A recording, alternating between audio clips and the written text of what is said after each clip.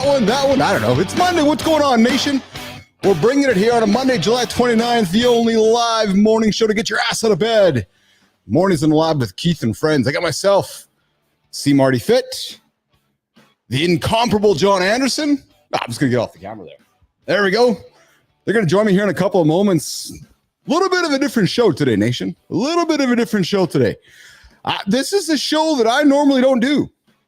No, because we're here to talk about... Apparently, we're here to talk about me today. I think the consensus is, nation, we want to get to know the old, lovely, affable co-host, Keith Bilous. So today, we're going to get into a discussion about how I started a little bit of a company, social media company, back in the olden days, and sold it for not one, not two, not three, not four, nope, for $50 million. Oh, yeah, so we're going to talk about that today, and we're going to dig into the Business Athlete Manifesto, the pillars that we get up and stand on to bring you what you need to get yourself moving forward in life. So I welcome you to join the live conversation, the only live conversation on the planet that happens at 8 o'clock Eastern time right here on YouTube, X, LinkedIn, to help you guys get going. I invite you to join the conversation. I invite you to join the comments. I invite you to jump into the threads. I invite you to jump into the conversation on Threads, on X, on LinkedIn, wherever you are. I invite you to jump in and join the dialogue today. What's going on, gentlemen? C. Marty Fit, John Anderson. Where are we starting? How's it going, Mr. Anderson, this morning? Oh, everything is good, baby. Up early, getting it done. There's something about the early morning that just it's. Can you hear me? We good? We lose it? We lose a connection? I can hear you. Keith, you there? We're here. Beautiful. There's something about that morning. You got to get a jump start on the day. You get up and you get cracking and you handle what you need to do before the rest of the world needs you. I agree. Yes. You couldn't have said that any better, John. That's it. Especially on a Monday, right, Johnny? Right, Marty? Yeah, Monday sets the tone for the week, man. The week doesn't start on Tuesday or Wednesday. So get your butt up on Monday and get to work. Do what you got to do. Hey, Marty. So, a lot of people want like 4-day weekends. Like, I want a 4-day weekend. Are we just postponing the inevitable then if the weekend starts on Tuesday? It's like, nah, just get going. Like, just get your ass to the bed and get going. Hey, Marty? Yeah, I feel like the more time you spend away from your normal routine, it's hard to get back into the routine. Yeah, it's so true. Yeah. So true. So we're gonna get into a big conversation here today, guys. Our normal show here. We're gonna chew around the fat here for the first 2 minutes. Gonna catch up with John and Marty how their weekend was. We are then going to we're gonna get into our two discussion topics: how I overcame failure and built myself a multi-million-dollar company. We're gonna talk about the Business Athlete Manifesto, getting to some of the polls. We got the accountability check-in here today. Gonna highlight the week, but before we do that, I've purposely have not talked to my friends all weekend because I'm like, no, let's keep it really natural and organic on a Monday morning and see how everybody was. I know, John, you were working in your studio this weekend. Yes, I had a lot going on. Real quick, going back to this whole Monday idea, I do want to plant the seed into our listeners, our viewers, that be careful with the concept of running to the weekend, because that means you don't have to do what you're doing on Monday, Friday. If you're running to the weekend, it usually means you're not really pleased with what you're doing Monday to Friday. Well, you have a rhythm of life that just goes Saturday. What does that mean? You're living in Saturday, and that's what you want. You want this life that there's not a whopping difference between, say, Monday and Saturday or Tuesday and Saturday. You want that life that you don't want to leave. You don't want to escape. So that being said, yes, my weekend was filled with a lot of interest, working on my studio, but more importantly, helping my middle daughter move. And if there's one thing I don't like to do, I like to lift heavy shit, but I don't like to lift heavy furniture. I hear that. I knew you were moving this weekend, so I wanted to dig into that topic in a couple seconds, actually, because moving is one of the worst things that humans have to do, right? So it's funny that you mentioned. I want to get into that in a few moments. Konetsky, I miss you too, my friend. Good to have you here this morning in the lab. What's up, Konetsky? And of course, hello, Mario. Good to have you here in the show as well this morning. Looks like we have no Enzo yet there, Marty. So I'm sure Enzo is still sleeping in here this morning, but he'll be here in a few moments, I am sure. He should be here. I think he's going to be here. Yeah, absolutely. Hey, Johnny, you talked about the weekend, and I saw some comments on my social feeds this weekend around humans that have the Sunday scaries. You've heard that term, eh? Yeah. Yeah. The whole idea of, oh my God, it's Sunday. Yeah. Sunday. And then all of a sudden they've wrecked another day of their life because all they're doing is they've started to fret Monday. That's why I said we got to really be careful with the idea that we have these 2 days that we run to escape. That means that you're looking to escape your life.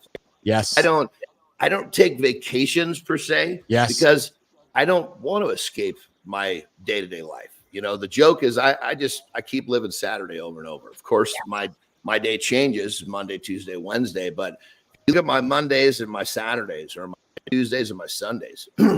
Not terribly different because I do what I want to do every day.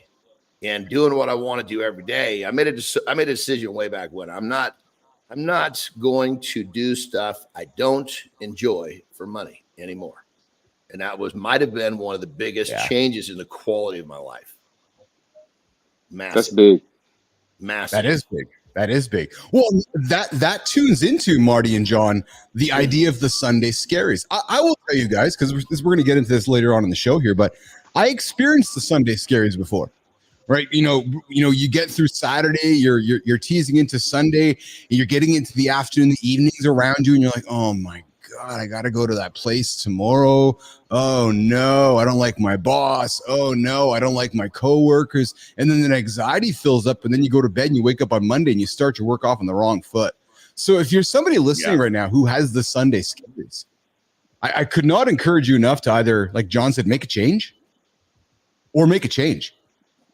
Because, those Sunday scares are never going to leave unless you make a change. And I know it takes courage to make a change. But as John said, if you can find the courage to make that change, those Sunday scares are going to be gone, man. And just think about it. 1/7 of your week, John and Marty, every single month, you're sitting back and you're stressed out with anxiety because you're scared about the week ahead. I can't imagine what that feels like, right? I'm sorry, I can't imagine. You got to change it up.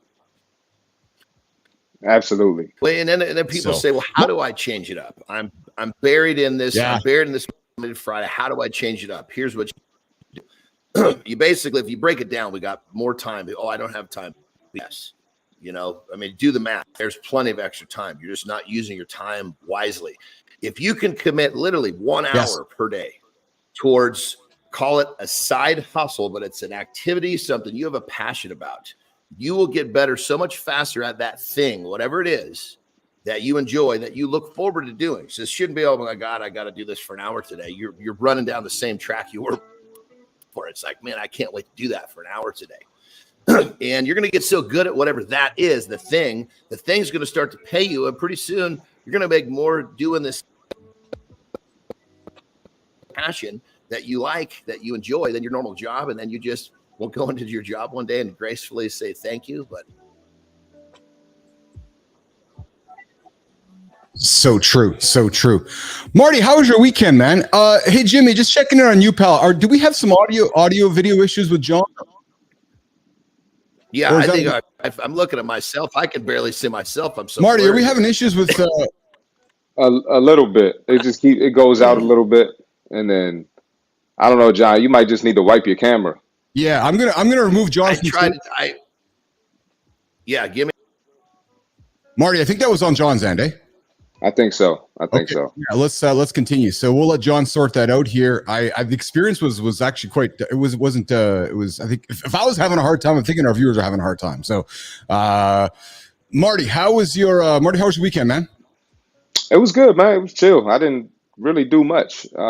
Just worked on some content. Worked out, hung out with some friends, and that's about it, man. I've been chilling. That's chill good. Summer for me. Yeah. How's that Canadian cold? You got rid of it all? Yeah, I'm good now. Honestly, man, Friday was the first day I felt like myself since I got back from Canada. So You were saying that. You were saying that. Yeah, man. Dude, But, I don't know, man, because I might have. So last night I went to bed. You have that. Sometimes your ears like, why does my ear feel like it's plugged, even though it's not plugged?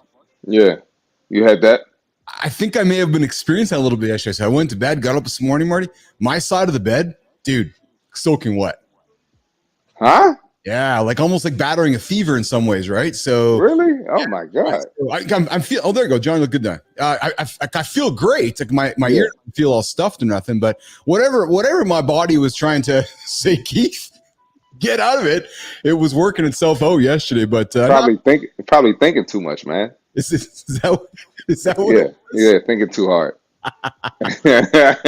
Oh man, what do we got here? The LinkedIn user. I like weekends because then business based on people doesn't work, but I do.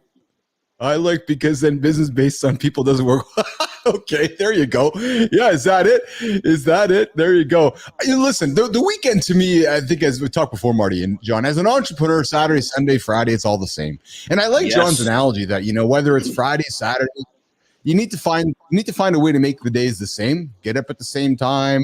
I will admit, John, that my body gets up the same time, but on the weekends, Marty Anderson, I do try to find a way to slow my pace down in the morning because my mornings are so structured for the show that I try to find a way to change my pace on the weekends, and it works for me. You know what I mean? And I know maybe it might not be the best thing, John, but it works for me. Follow. Yeah, that's what I do 100%, too. 100%, and keep. So I at the same time, but my morning, like when we're not doing this, my morning, I still have activities, and there's still improvement activities for me because it's my time, but it's stuff that maybe I do a little different on those days. I allow my morning routine to kind of, I hate the word routine because yes, it is a routine and people misuse that word, but I let that morning flow kind of just, it evolves. So I'm not stuck doing so, oh my God, I got to do that again. Rotate that. There's so many things that I can do in the morning that I want to do. That's what I'm doing, and when you wake up and you want to do it, that's the key right there. It's want versus what people need to get up and go sit in traffic to go to work. Well, if you start changing your needs with wants, life gets to be a much better place quick. Definitely. Yeah. I was going to tell you too, Keith, what I did work on this weekend. Yeah. I'm getting a new lab in the place. Hopefully next week I should have a new lab. How's it coming along there, pal? It's good. I got some stuff for you. You're gonna love it. You're gonna love it. So actually, an idea for you that you should do. Yeah. So I'm expecting over the coming weeks, Nation, you're gonna have some new visuals. I think Johnny's moving into a new studio. I think he's building some cigar type studio is what I'm alleging he's talking about. And Marty's building himself a new lab here. So I think it's gonna be nice. Y'all gonna be looking at some cool stuff coming up here in the coming week here on mornings in the lab. Myself, C. Marty Fit, John, the only show, guys, that get you going in the morning, 8:00 Eastern time here in North America. And our purpose is to help you guys get going. Today, we're going to jump into a conversation about my story, what got me here. Marty and John are going to interview me, and this is something I rarely do. I don't talk much about myself. And I know I got people saying, Bilous, why don't you tell more about your story? I'm like, I don't know. I like telling everybody else's story. So we're going to dig into truth is I couldn't get a guest today. So I'm like, okay, I guess I'll put myself on stage and we'll talk. So honestly, man, I like when it's some, we got to do that sometimes. I like it. No, I agree with you, Marty. I like the twosome, threesome stuff as well, which is obviously on that part level. Of the conversation. When it's just the three of us, we can pick some juicy shit to talk about too. Because obviously, a guest is going to have kind of what do we talk about with him or her? What's the three of us? We could really skirt that line. Like, let's talk about some crazy SHI. You know what I want to see? I want to see a John Anderson rant. Like I want to see John just get ticked off and just but go in. That's beautiful. Let's set the record straight right now. I do not identify. I do not absorb. I won't even acknowledge negativity. So my rants, if you want to call it a rant, it's going to be a positive spin. It's never going to be diving into the normal rant. People love to deep dive into that negativity, into that gossip. That's it. My way is I just can't do that. That my inner core, it's my brothers. It just can't happen. It's like if I start, it's just like anything else. If I listen to that stuff, it changes. Understood.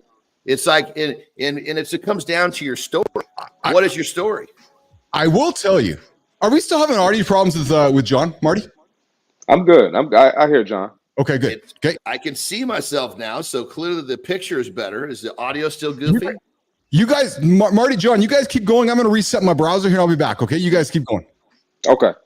Perfect. So that whole thing, or this is the deal, is that when people, unfortunately, in the world today, they accept so much, whether it be somebody, they're just absorbing so much negative stuff. It's like, you're in your inner monologue. Your story is like, what is your story? Like, my story is that thank God I was a dumb little son of a bitch, because that's what allowed me to develop what I developed to become me.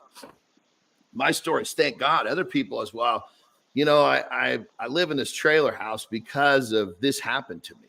So they become a victim to all of the stuff that they, it's in that stuff. You got to look at stuff in our world. It's either it's going to push you positive or negatively. There's one way or the next. So for me, I'm just really careful with, and rant doesn't always have to be negative, I suppose. But what do you think? Generally speaking, would a rant consider to go down a negative rabbit hole?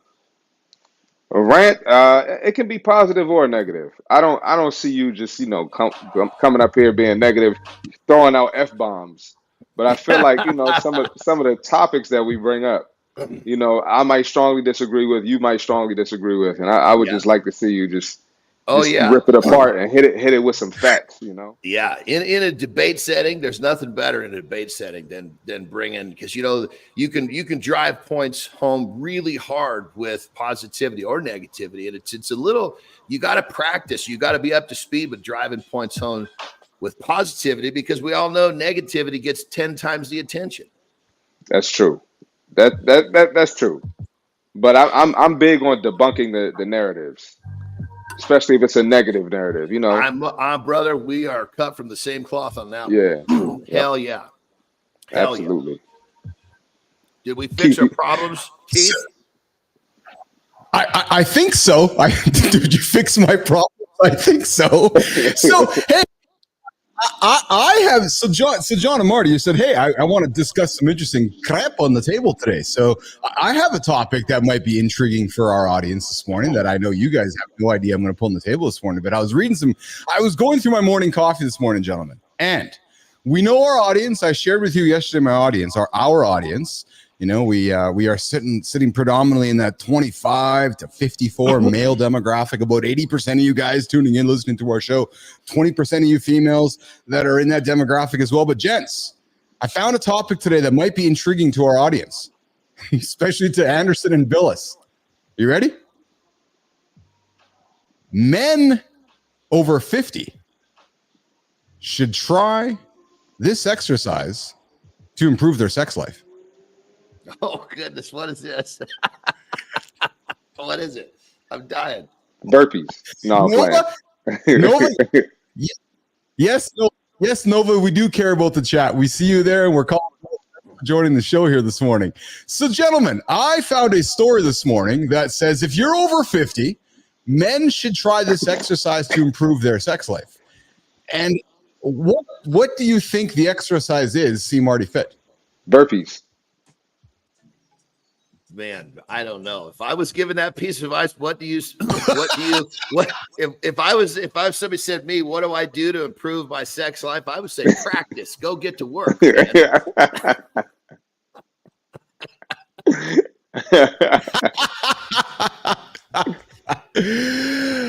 So, according to Health Digest, men over 50 should try this exercise to improve their sex life. And it's cycling. Cycling? Yeah. Really? Cycling helps your body and mind be better. Yeah. So cycling helps your body and mind be better prepared for sex. It says that, as explained by certified sports physiotherapist Josh Wright, by incorporating a ride here and a ride there, seniors and nation, all of our 20s, Marty, because you're going to be a John and Keith's age in the future.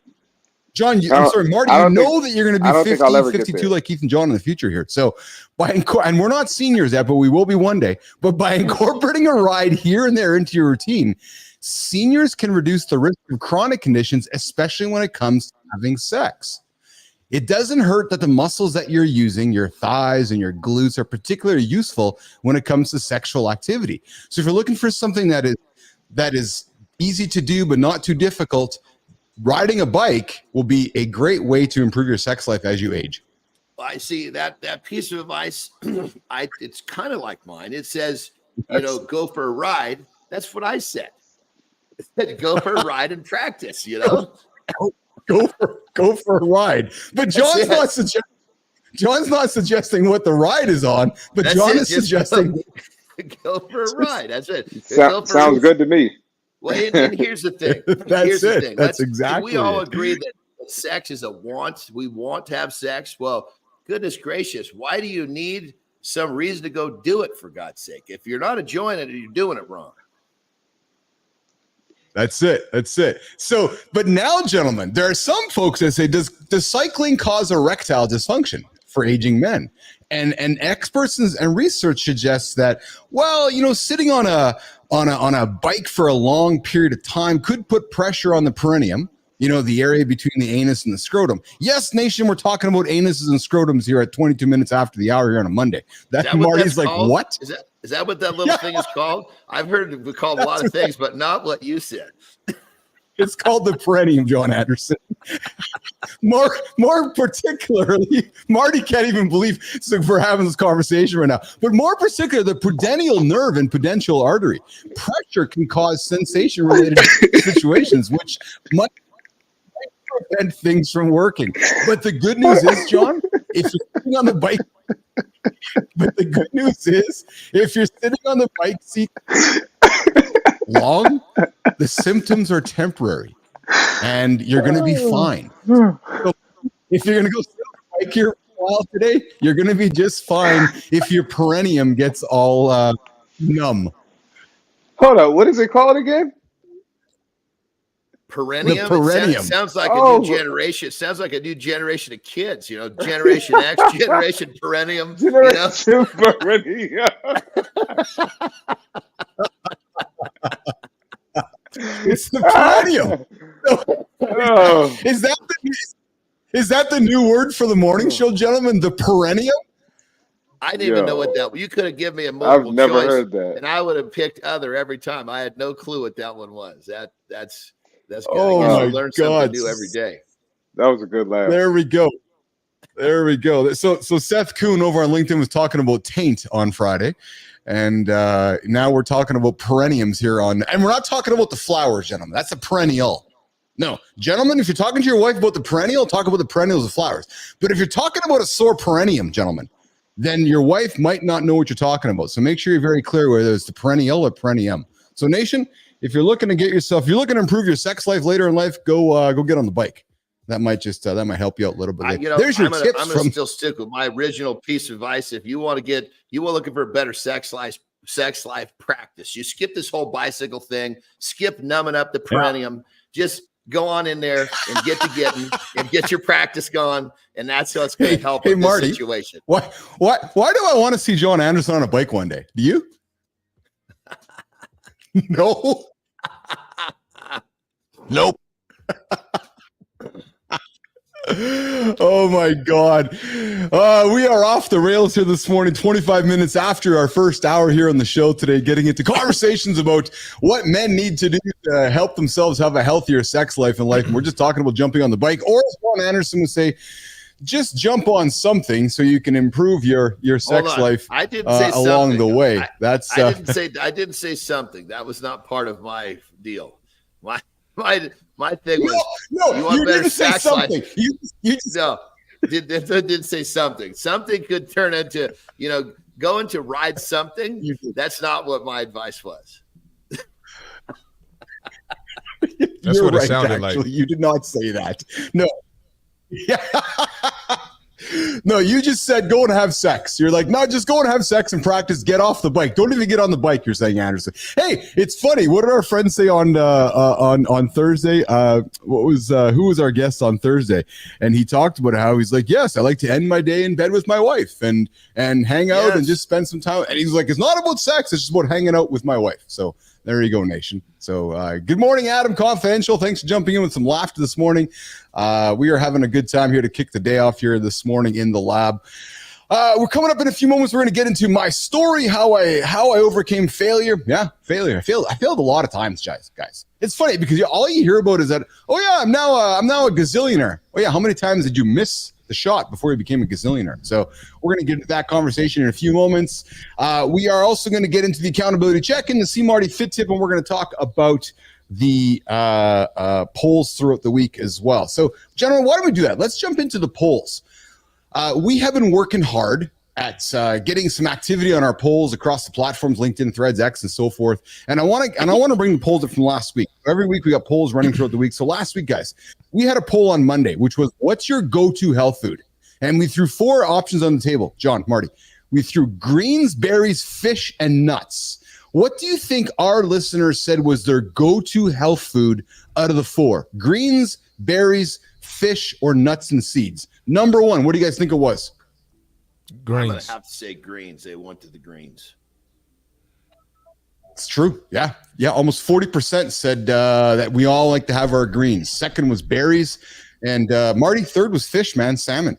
And Johnny, I know you're the big proponent of snacks with nuts and seeds, but a lot of people, in our survey, were reluctant to adopt the nuts and seeds. But I like your suggestion, John. If you're going throughout your day and you're finding yourself hungry, just grab yourself a handful of almonds and throw them in your gut and move forward. Hey, John?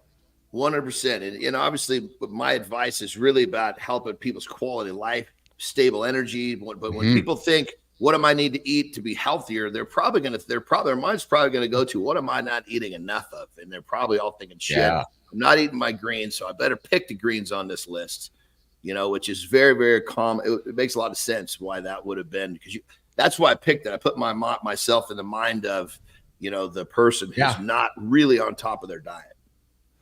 And greens means vegetables, you guys. I had a client pull out a green St. Patrick's Day Kit Kat bar out of her pocket after a training session. I almost lost my mind. She was like, but it's green. So when we say green, we mean vegetables. Just true story. Nope. That is taking advantage. You're not talking about taking advantage of the rule green, or the word green there. If I've ever seen it, holy Toledo. That's it. Crazy. That's it. Oh man! Oh, you're not talking about the Canadian green, Marty. The legalized Canadian green. You go down the store and buy your Canadian green cannabis. There's lots of that here in this country. So, nope. We're not talking about your go-to health food here being cannabis here, nation. All right. We also asked the question of our audience, what helps you bounce back from failure the most? And we put 4 options on the table, guys, which was support from others, personal reflection, learning new skills, or setting new goals. Marty, what do you think was the number 1 technique that helped our listeners bounce back from failure the most? New goals, support, personal, or learning new skills? Personal. Yeah, John, what do you think? I think they pick goals. I think because in their minds they're thinking, I missed this one, better set another one. That's what I'm thinking they said. Yeah, and you're right. Yeah, most of our audience said, and I think that's where I would fall as well, John. Which is okay if I think immediately I go, okay, I failed that. I got to set a new goal, right? So our nation, our audience was like, nah. When I'm failing, I'm not looking for support from others. I'm not reflecting on my own mirror. I'm just setting a new goal and I'm going after it.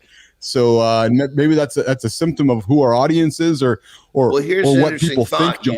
You have that goal, you have a failure. Does the goal have to change, or does your path to the goal have to change? See, for me, my goal is out there and it's sitting out there, and I'm going to have tons of failures trying to get there. But my failure tells me, okay, you need to go take a slight step to the left and try again. And it's the path to the goal that I'm constantly changing, not the goal. Yes. That's a good one, actually. We got some more comments coming from the feed this morning. Adam Confidential. Good morning, my friend. Thanks for jumping in this morning. Little Doughboy, top of the morning. Bats Krazy, what's up? Little Doughboy, some personal reflection. And Johnny, Marty, we got the Gear Jammer from Oklahoma. Thanks for joining us here this morning. I'm glad you guys are all jumping in here this morning. And it looks like we have some content here on the horizontal feed. Of course, we have this young man. The future is here. Good to see you there this morning, Enzo. What's up, Enzo? Enzo, what's up, brother? Biology lesson at 12:30 this morning. And I agree, Enzo. Yeah, Marty does sound a little different. So I appreciate that comment. I'm not sure what is it fixed. Is it fixed now? That's better. Yes, 100% it is. Thank you so much. That's good. IT's tech support from Enzo in the future. And yeah, so Enzo talks about the Canadians cheating in the Olympics. Do we want to talk about this? So John, Marty, have you guys heard about the guys flying a drone over the soccer team at the Olympics? Yeah, I heard about that. What the hell is that all about? I don't know. That's trying to get the gold, man, by any means necessary. Dude, that is just nasty. Let's just go fly a drone over a soccer pitch to go see if we can go learn about the competition. That is just, oh, hey, John, nobody's going to catch me flying the drone over the soccer pitch. Like, could you imagine that conversation? Like, hey, John, I'm going to go fly a drone. And you're going to look at me going, Keith, do you think somebody will see you? Oh, no, nobody's going to see you flying the drone. Like, who missed out that memo? It's, what it's coming down to. And you see this sign now. You see basically signs that say no drone zone. We're actually coming into this world where we're being told where we can put one of those things in flight. And, when it comes down to it, I guess it comes down to the helping people make the proper decision when it comes to using that bad boy. It's is that what it is? The world is changing, man. Goodness gracious. I'm close to DC, so in a certain mile radius, you can't fly any drones. Yeah. So I think it might be like a 30 or 40 mile radius. It might be more than that, but if you try to fly a drone right now outside of my building, you can't do that. So. Yeah, you can't fly a drone anywhere where you live, I'm sure, Marty, because right where you live, I'm sure you are actually in the zone of the no zone drone, right? So, exactly. Yes, and so I know, we were cheating against the U.S. The coaching staff's been banned for a minimum of 1 year. That's crazy. They've been deducted. It's just ridiculous, actually. It's not worth it. Speaking of crazy, I know we're not a political show, but I just feel like I have to throw things out there every now and then. Yeah. Hey, sorry to all my friends in Venezuela. I know y'all woke up this morning hoping for democracy, but y'all woke up going, oh, yeah, we're under an autocratic dictator again. I don't know what to say to all that BS because, it's just, yeah. Anyways, there's my 20-second rant on what's happening in Venezuela. Thanks, little boy. I love what you guys are doing. I appreciate that. I'm just going to stay away from that this morning. I only bring it up, John, because I was talking to somebody on the feed yesterday who was like, hey, man, I hope that we're going to pivot to some democracy in Venezuela. I'm like, yeah, me too. And then I woke up this morning and that just has not happened. So, well, I mean, I was laughing that because what you said was about all you could say, Yeah. I was like, where are you going to go with that one other than, exactly what you did? I'm just sitting here in Canada being the polite Canadian going, oh, I'm just fearful for my friends in Venezuela. It just sucks, man. Speaking of, I also saw something this morning too. Santorini, Greece. There's 14,000 residents in Santorini, Greece, right? So this weekend on Sunday, yesterday, 4 cruise ships showed up at the same time. 17,000 people descended on Santorini, displacing the 14,000 residents. Their mayor said, everybody stay inside. Could you imagine, Johnny or Marty? Oh, yeah, hey, San Diegoans, we got 1 million people showing up in San Diego today. You all got to stay inside for all the tourists. Isn't that just bizarre and messed right up? That's insane. I get what is the primary it's motivation? More than what's the primary motivation? Tourism, right? So it's like, hey, tourism, let's all show up to Santorini and enjoy some time. But then, they just need the money. Go ahead. Residents get out of there so they can be first in line to spend some money because our mini economy needs this, that type of go home and let That's them. what it sounds like. Yeah. So they're banning tourists. They're going to say, hey, it almost sounds, when it first said that, I was tourism. like, it almost sounded like it reminded me like this little island of where it was this pure bloodline. Oh God, the sailors have showed up. Lock yourself at home. Let's keep our bloodline pure. Yeah. That's exactly it. Good morning, Dustin. Top of the morning to you as well, my friend. Thanks for joining in on the show. I appreciate your comments here. Let's see what we got in the horizontal here. We got Enzo coming in with John. I have to say, I haven't known you long, but I have been following you since I heard about you. Love your content and work you do. Always a great watch, mate. So, Anderson, you have a fan in the future. So again, you hear me say it all the time. If you're looking for future advice, you go knock on our friend's door there, Enzo, in the future. So, hey, Jimmy, I think it's time that I should pivot the dialogue to this little part in the show. No, I'm going to keep going into the polls. What the hell? I stay in the polls here. So, guys, what's the biggest challenge to staying fit and motivated while working from home? What do you think everybody said, John? Do you think that people complained that they had no space? Or Marty, do you think that they wanted to avoid distractions? The number one reason that people could not work out from home, what do you guys think it was?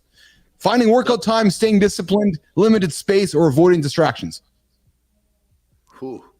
Distractions. I'm going to think they might be jumping on discipline, because obviously it takes discipline, but discipline and avoiding distractions kind of fit together. I say distractions. Yeah. Marty? Distractions. Yeah. So the biggest response, guys, was from limited space equipment. Now, I'm going to suggest that that's just an excuse, right? Yeah, so 3/4 of our respondents from yeah, 100%. I so agree with that, brother. You need, if you can literally lay your butt down on the ground on your stomach, you can do push-ups. All you need is you can stand and do body weight squats. There's so many ways. If you want to break a sweat, you can break a sweat. So when it comes down to it, I get it. At home is the toughest place to do it. It's better to go to an environment where other people are doing it. But if you really want to get it done, it's a choice. You just got to do it. Yeah, it's so true. Well, I've seen your stuff, John. You're not afraid to jump out and do a burpee in the middle of anywhere. And Marty, I know you're not afraid to do a push up, anywhere. It's just this idea of using our body to put it into motion, right, guys?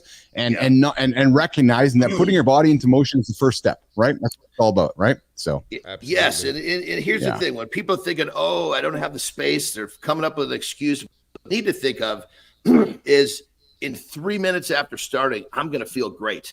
Look at the paycheck. It's 3 minutes away. People think, oh my God, I don't want to do all this. I don't want to do that. Of course, but that's understandable. But thinking, man, it might even be 2 minutes away. I'm 2 minutes away from feeling good.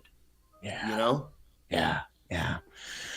We had John St. Pierre join us on Wednesday, gentlemen. He was a gentleman that started his company from zero, sold it for $100 million, then lost his job. Remember, John St. Pierre joined us? And we talked about what's the biggest fear in entrepreneurship. And we threw the question out to our audience, which was financial failure, burnout, losing work-life harmony, and not finding customers. And I'll just throw this one out there. 100% of our respondents all check the box on financial failure.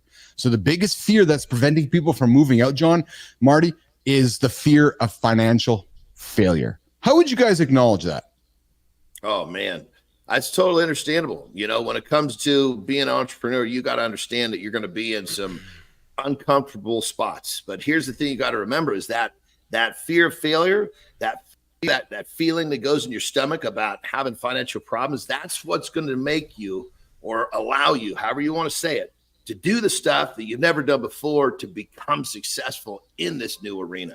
That pit in your stomach will get you off the couch. Yes. That pit in your stomach will get you out of bed. So choosing to be uncomfortable might be one of the biggest tools a person has. Now, granted, is it scary to think that you're going to be financially not going to be able to take care of responsibilities financially? Of course.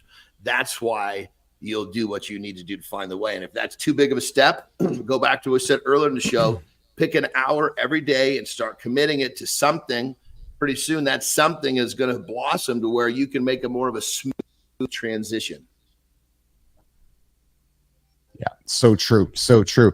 We got a great comment coming in from our friend Robert J. Hunt, our accountability expert, coming in with no excuses. Own it. In other words, no excuses, not, especially on a Monday, right, Robert? Get going, get the day started, and own what you have in front of you. and it's the best thing to do to get your week started. Thursday, gentlemen, we jumped into a conversation on how confident are you in your leg workout routine. We all know that legs are the foundation to, keep our body moving forward. The biggest, muscle groups in our body, our thighs, our glutes, our hamstrings, and all that. And the question we threw on the table, gentlemen, was how confident are you in the leg routine? Super, pretty, not, and need guidance. Gents, 67% of our audience is very confident in their leg routines, which would mean, everybody, then get your legs going today. Yes. Yes. Well, that's good news. If you're that confident, that means that we should never have any issues with getting some leg work in. That's it. And then last question, guys, on Friday, we put hold on, before we leave the leg topic, when you're working out the legs, don't forget to work that little spot we were talking about earlier. It's basically the little perineum. Yeah, because this, you might want to finish off your leg workout with some practice. Yes. And we're practicing. Yes. That's a good finisher for a leg workout. Go for a ride. We're talking about going to practice your sexual activities. That's what we're talking about here. That's a good finish to the leg workout. Look at it like, if you're doing it from home, there's another benefit. Shit, I just need to wipe out these squats real quick so I can go practice really what I want to do. There we go. Nothing but tips this morning here in the lab. Hey, this is why I sit back as the young guy and I just listen to the older guys teach me. So Marty, that's why I love our audience, man, because I was, as you guys know, I shared with you yesterday, I spent the last number of days with Melissa just digging into our audience and our demographics and who our ideal customer profile is. And I was looking at it yesterday, Marty, and I shared it with you guys. Like, Marty, you're right in the middle, man. And what's great is that that what's coming in front of you is me and Johnny. And you're like, oh man, do I got to grow up to be like these two yahoos? I hope to be better than you guys. And that's how it should be. That's exactly how it should be. If you weren't thinking that way, we'd have to realign your sights, brother. And you're right. you got 2 decades. 2 decades is a lot of time. You play that right, you should be whooping the hell out of both of us. That's my goal. Exactly it. So all of our listeners that are tuning in Marty's demographic, and I know there's plenty of you in your 25, 30-year-old, your 40s. Guys, you do not want to grow up to be like Keith and John. You want to grow up to be better than Keith and John. So we're going to share our mistakes and our love and our journey throughout the way, so you guys can have a different journey in life. And then, guys, on the Friday, and Jimmy, we're going to jump into the accountability check-in here in a couple moments before we get into our big topic of the day. But Friday, gentlemen, the last show of the week last week was what helps you be your best self every day. And the choices we gave our audience was making the most of your time, building good habits, staying super focused, or embracing the unexpected. And John, you're going to love this one. What do you think was number one that folks chose? Most of the time, habits. I don't even need you to read it again. If I'm going to love it, it's going to be habits, because I am one big habitual machine. That's it. So most of our audience chose that building good habits, they believe, is the foundation of success. And I'll tell you, yes, denial. I am Canadian. Thank you. I am the dude in the middle, so I am the Canadian guy. Yeah, because I'm just kind to them. I'm just the kind and polite guy. But John is right, nation.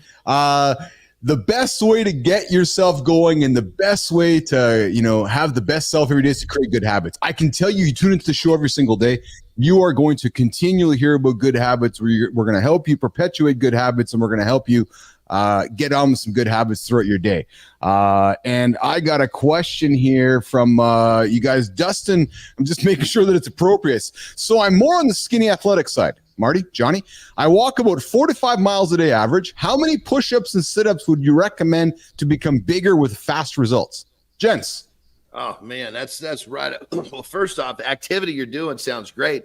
It's you're looking to the east for your answer, but you need to turn about face and look to the west. It's not about what more or less activity. It's about what you need to eat to get that result you're looking for on top of the activity you're currently doing. So Yeah. Asking a question about more exercise when you should be asking a question about what. That's a very good point, Marty. Absolutely. And once you get the eating figured out, well, to be specific with the eating, you know, I look at protein specifically and complex carbs. You know, yeah, that's going to be your bread and butter right there. And then as far as the activity, you know, if you're trying to put on muscle, I'd maybe shorten the walk, maybe, you know, 2 miles instead of 4 or 5, and then start with 100 push-ups a day. Break them up, you 5 sets of 20. When that gets easy, bump it to 200. Once it gets to 200, let's hit the weight room. Let's get some resistance training in. So I would just take it in baby steps, but I would do a little less walking, a little more focus on nutrition, and start with push-ups. Yeah, with 100 push-ups a day. I'm sorry. That's great advice. Great advice. And of course, we have Shello coming with grandfather's jacked. So no, I'm not jacked, and no, Johnny's not a grandpa. So I'm not who you're referring to on the show here this morning. I'm a grandfather. Hold the show. I'm a grandfather. Oh, yes, you are a grandpa. Yes, you are a grandpa. But brother, I'm the most jacked grandpa on the planet. What are you talking about? Come on, baby. Don't take that away. That. Yeah, I forgot you were a grandpa. I'm gonna start leading the best club on the planet, which is grandfathers, but we're gonna be absolutely just savage, ripped grandfathers. That's what it's all about. I love it. Hell yeah. That is awesome. Yeah, absolutely. I forgot you were a grandpa. We're going to have to talk about grandpa life with John Anderson on some future shows and what that's all like. And I know you have a couple. You have 2 daughters, hey, Johnny? 3. You have 3. Yeah. There you go. You know, I do want to, if we have some time this morning, I want to lean into a topic I found on LinkedIn this morning around females and female empowerment and so forth. Because I got a daughter. You know, Marty doesn't have. I got 2 daughters, frankly. I know Marty doesn't have any kids yet, but I did see an awesome post this morning about female empowerment that if we have some time, I want to bring it up on the show here a little bit later today. But before we do that, guys, and before we get into the big conversation around how I went from here to here, and wow, I can't believe we're so far into the show already this morning. Jesus, it is moving. Yeah, we're going to get into this part in the show. Yes, Grandpa can still steal all the chicks. I suspect that is. Thank you. I love it. Yeah, I think that there's something to be said for that. You're making Grandpa feel good this morning here on the show here. So, but Jimmy, let's do this, man. Let's pull this on to the show here. Yep. I'm going to pull the guys off. Johnny, time for you to go to the restroom if you got to go, pal. All right, there we go. Boom. If you are new to the show, this is where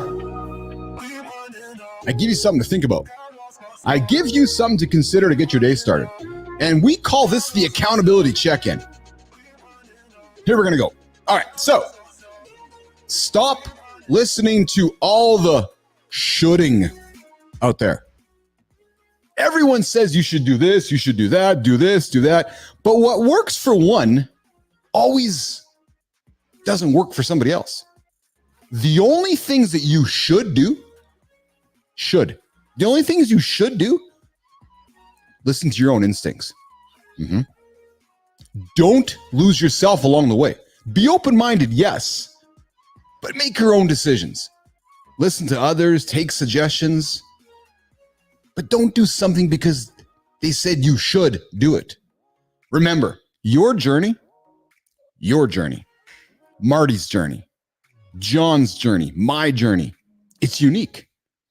Your brand, what you're building is a reflection upon you, your business, your rules. So if you're going to get up and worry about what you should do and what somebody says you should do, you're going to should yourself into a corner and not know how to get out of it. So I would invite you to stop listening to all the should this, should that. Wipe should out of your dictionary and recognize that you could, you can, and you will. I can, I will, I do. And you'll find some success. Stop the shoulding. Stop listening to all the shoulders out there and get yourself moving. That's the accountability check-in this morning here in the lab. Oh, good job, my friend. Wow. All right, so that's our accountability check-in. where we get into content that helps you guys get your day started and get your day moving. Yes. Gents, I think it's at this point in the show that we are going to get into the feature discussion around what do we got here in the private chat here? Yeah, good here. Okay, good. Awesome. All right. So Johnny, Marty, we're going to get into the chat here today. The big topic around how I overcame failure and built a multi-million-dollar company and what that journey was like along the way. So where shall we start? Well, I think right out of the gate, first off, most people think about building a company, and then there's people that think about building a $50 million company. So this really works for all the above. This question here is to build anything, you're going to have to fail a lot, and you got to understand that you're going to fail a lot. But now when you're talking about having a vision like building a $50 million company, talk to the viewers about how comfortable you had to become with the idea that failure was a part of the process. And if you weren't failing repeatedly, you were not getting close to that massive goal of a $50 million company. Because most people, that's kind of it's almost too far to even imagine for people. But if you could help them understand the path, which is repeated failures, because if they can own that path, where they go is kind of stars the limits. Yeah, it's so true, John. So when I started out on the journey, the journey wasn't to let's go build ourselves a 50, 100, 20, $30 million company. No, the journey was just let's go build a company. Let's have some fun doing it. And I wanted to be in business. I wanted to be my own person. I wanted to be an entrepreneur. I wanted to start a business. So, when we started, ICUC at the time, gentlemen, it did not start at ICUC. And I think that's what often many people forget, John and Marty, is like when Netflix started, Netflix wasn't what it was today, right? A lot of companies, what they start with don't end up being what they are. So when I started my first company, it was not a social media management company. As a matter of fact, the first company I started at and failed at, guys, was a mobile data company that was like when cell phones and mobile devices were on the planet. I was like, I'm going to become a mobile data consultant. I'm going to help companies, bring mobile devices in, manage them and distribute them and work with them. And I failed at that miserably. Wah, wah, wah, wah. But right there, explain how that failure basically, helped your journey. If you hadn't failed at that, something may not have gone right for you to do what you did. Yeah, it's true, John, because that failure helped me pivot so that wasn't working. And I was working myself through it and it wasn't working. And I'm like, okay, this isn't working. I'm having a hard time finding a model with this. So as we continued the journey, I had my sleeves rolled up. The internet was a relatively new thing at the time, and recognized that, because I was, in the mobile phone industry, recognized that people were using the mobile phones to communicate and interact and engage and so forth. So we made a pivot, and I created a company called Captive Interactive. And it was a company, gentlemen, that took mobile devices, took environments around Canada here in Winnipeg where I live, and we created these interactive chat rooms. So we took nightclubs, we took screens, and we put screens in nightclubs, and we enabled people to text screens and create these chat room text environments. Now you're both sitting there saying, what? Yeah, and believe me, at the time I was like, I don't know what, but the ambition was to set up an advertising supported network of screens across clubs and venues around North America, and give users the ability to engage with their other users and have conversations and flirt and chat along the way. While I was doing that, though, John and Marty, it became apparent that wasn't working either.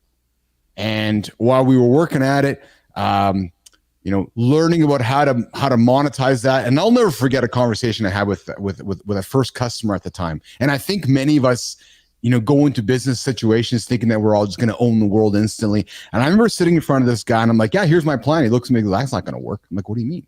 He's like, well, how are you going to distribute your product across here and here and here? And how are you going to scale it? And he quickly was talking circles around my head. And I was like, yeah, that's not going to work very well. So again, went home, John, went back, Marty, and hit the drawing board and started thinking about how I could take his objections and turn them into opportunities. The next night, though, I was in one of my clubs, And you talk about thinking what you're building compared to what you're actually building. It happened that night. I was in one of my clubs. I was building what I thought I was building was a text to screen experience. And one of my club owners, one of my customers at the time was like, say, Keith, this isn't going to work because, you know, we got customers being offended by the content. You need to stay home and you need to manage the content before it goes up on the screen. So I did. I stayed home the next day, started managing the content. And what I mean by that, guys, is that we were giving people the ability to use their mobile phones to send text messages and images to the screens in the clubs. So you can flirt with your friends, interact with girls or boys in the club. We're talking pre-Facebook. We're talking pre-YouTube, pre-Twitter. Yeah, I'm dating myself, guys. So we were giving humans the ability to use their phones to text significant others or people in the clubs. While we were doing that, though, quickly recognized that there was bad stuff showing up on the screens, and I wasn't going to monetize bad stuff showing up on the screens, just like brands today are saying, John, I don't want to have my ad associated with your bad content on your website. So the next day, guys, I stayed home. And the next day, I went and I managed and moderated the content before it went up on screen. That is when the business light came on, because we now were solving a legitimate problem. And I raise this because the common theme I find when I'm talking to entrepreneurs and solopreneurs, Marty and John, is they're not solving a problem. Yes. If you solve a problem, you solve it repeatedly, you have a great business. Yeah. If you can't solve a problem, you're going to struggle to build a great business. So when I recognized that we were solving a problem, and the problem we were solving was that we were moderating the negative content, John and Marty, so that we can display the appropriate content next to the brand's content on the screens. No different than what's happening across X or Facebook or, you know, the content moderation world that we live in today. So I stayed home that next day and moderated content, and got another customer out of that whole situation. It was a broadcaster in Ireland, and they were running text on screens, just like, you know, people watching TV shows, and there was text on screen, and they needed somebody to stay at home in front of their computer and moderate the content before it showed up on the screen. So we started doing it. That client led to another client, led to another client, and Bob's your uncle. And you've heard me say this before, Marty, John, minimal viable customer. I don't know if I'd focus so much on the minimal viable product as I would focus more on a minimal viable customer. Entrepreneurs, solopreneurs listening to me right now, stop perfecting your product.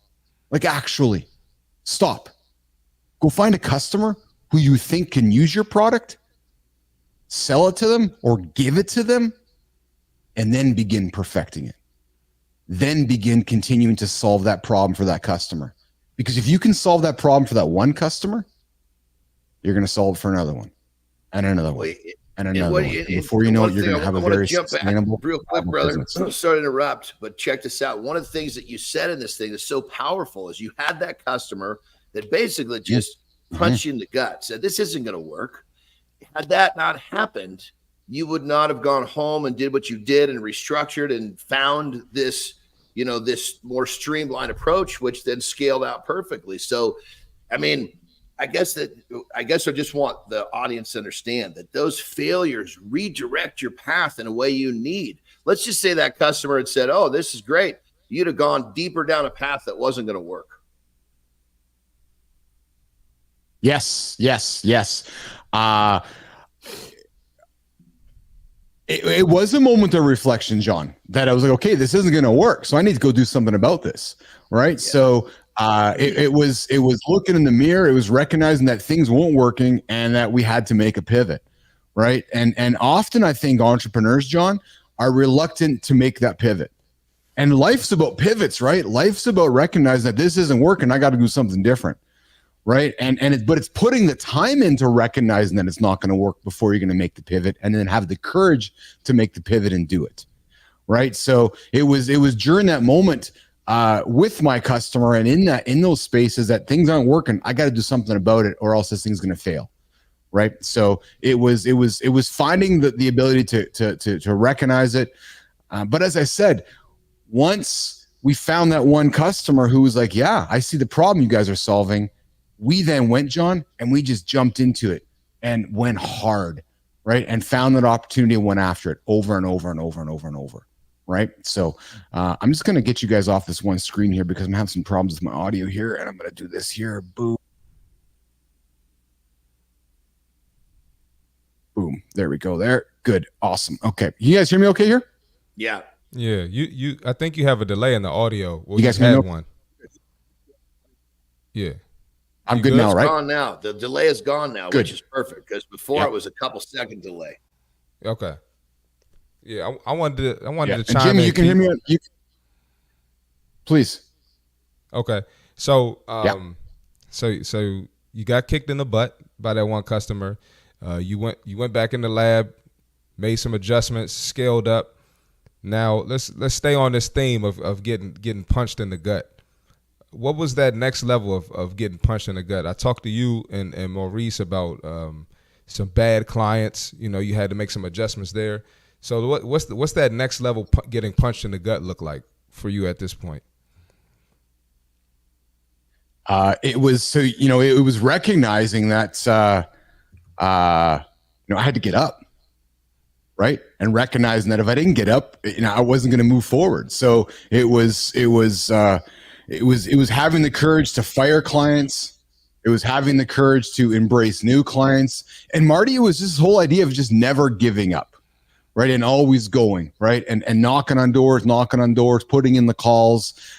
We were early. We had a first mover advantage in this whole situation. So we were early. We were aggressive at it. But it was getting punched in the gut, owning it, appreciating it, and then getting up and getting going again, right? And that was really what that was all about, right? And it was, I know easier said than done, but I recall sitting in a parking lot with a client at the time and firing the client because things weren't working with ourselves and or the client, and it was a big client at the time, Marty. But we had to fire the client. Mm-hmm. Right? Or else we weren't going to move forward. So, but it's having that kind of courage, right? So, we started ICUC from scratch. I made the choice to bootstrap it. And that's something that I know when we talked to John St. Pierre last week, there's this conversation of, I got to go raise money. Nah, I don't think you do. Go and start something from scratch. Go and find that minimal viable customer. Go reinvest that profit back into the business. Be persistent, put the work in, and just keep going, and then reinvest back into the business, right? We failed often, right? We failed often. And anybody that always sees the end results don't see the failures along the way. Right, Marty, it's funny because I know when you and I talked when you were here in Winnipeg last week and you landed in Maryland and I was laughing with Maurice, I can't count how many times I would land off an airplane where we had customer fires or we had situations where like, oh my God, every time I get on an airplane, there's shat going sideways. Because when you're starting a business, you're just figuring stuff out. Right. So there's many times, Marty, when you land the airplane, you open up your BlackBerry at the time, you're like, oh my God, here's this customer figuring stuff out. Here's this customer failing. But it was just figuring out how to learn and adapt, right? Learn and adapt, and always move forward. And then what I also did at the time, gentlemen, early on in my days, and we're seeing this now with a lot of personal branding, is I leaned on personal branding heavy. I recognized that when I was building ICUC at the time, a brand new company in a brand new space, that nobody was going to know what it was, or nobody was going to know what the service was. So I needed to put that service, I needed to put that offering on my back, and I needed to become the face of it. So, if there's entrepreneurs right now listening to this story, you think you got a great company, you got a great product, you got a great service, put yourself out there first. Build the company on the backs of your own brand. John Anderson, C. Marty Fit, Keith Bilous, right? The customers are buying from you, John. The customers are buying from you, Marty. The customers are buying from me. Yeah, they're eventually going to buy from BAPL, but they're buying from Keith, from Marty, from John. So entrepreneur, you're all sitting back thinking you got to get the perfect website. You got to get all your perfect landing page. You got to get all your stuff. No, just go talk to somebody and sell them something. Well, brother, you said something that was so powerful. and it was you got to solve a problem. Yes. And when you have a problem that you can solve, and especially a lot of times people think, well, why am I qualified to start a business? Well, if you found a solution to a problem that others could use, guess what? You're qualified. Yes. So talk a little bit about that. It's as simple as that. Yeah. I think the moment you do find a problem to solve, John, you do become the expert, right? Because if somebody else hasn't solved that problem, you're already ahead of them. And then if you repeat it again and again and again, you're already ahead of that person, right? So find a problem and solve it and then repeat it over and over and over. Because John, you and I and Marty have talked so many times, most humans have the most difficult time just to start. Yep. So if you can start and then solve the problem, you are already ahead of everybody else. So if you're listening to this show right now and you're thinking, I got this problem I want to solve, then go solve it. Just go. Make it a side hustle. Go leave work early today and go solve the problem, because you're already going to be ahead of somebody who's thinking about solving it but doesn't know how to solve it, or more importantly, John, is scared just to get started. I don't want to fail. I don't want to try because I'm going to fail. No, go try. Go try.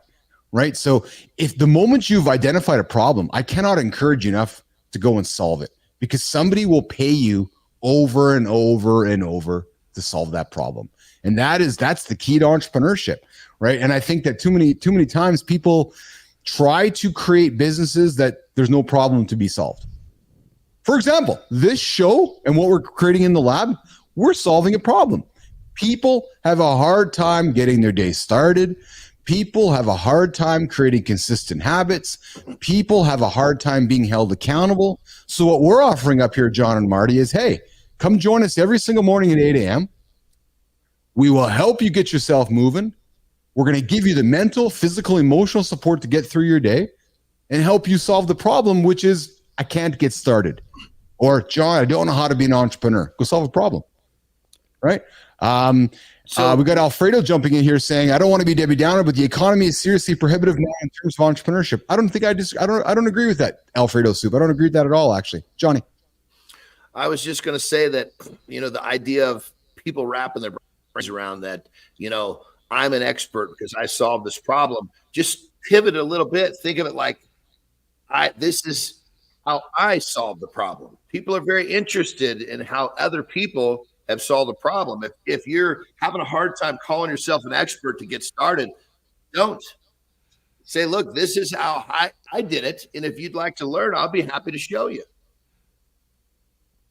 Yes. That's exactly it.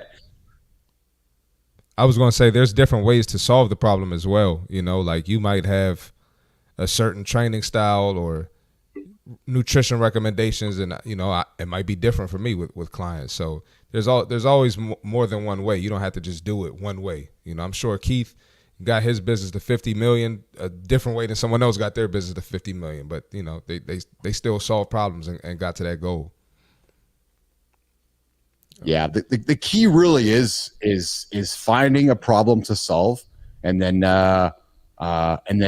continuing on with it. I know there's an echo there, guys.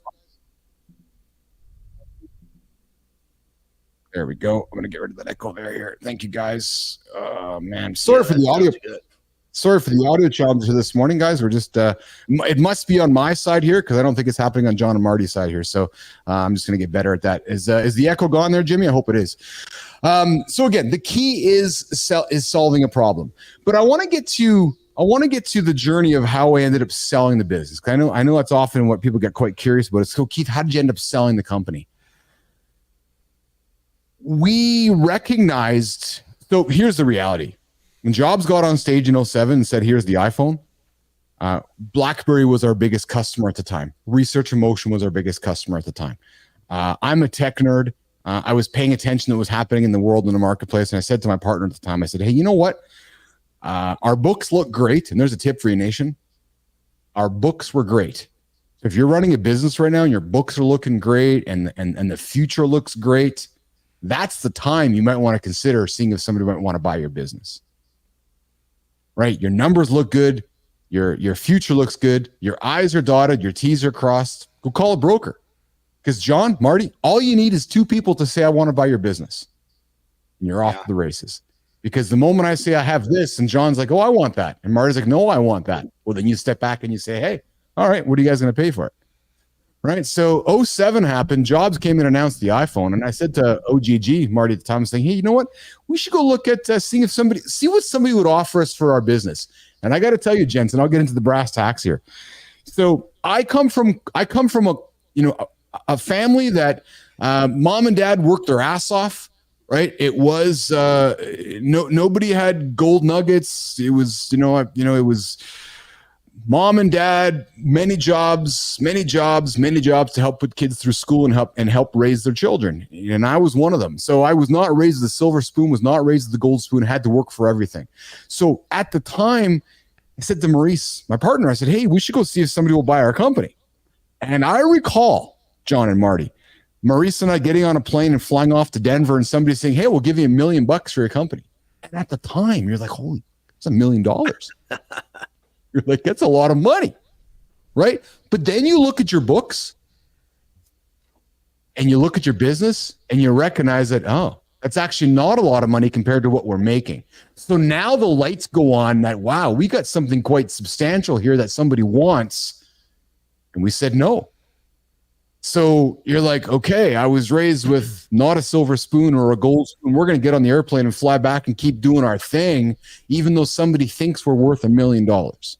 Life-changing money for many, right? But we said no. We went back to work and had our broker, continue his and had a broker continue his journey of finding us a buyer. I then remember, Marty, John, ending up in Boston. Competitor of ours wanted to buy our company. And I remember going into his office and him showing us his books. I'm sorry, him saying, hey, we're looking at buying your company. We said, okay, let's have a look at it. We kind of shared each other's books. And then the OGG and I left the meeting, Marty. And I said to him, I said, oh, we should be buying them, not them buying us, because we're actually bigger than.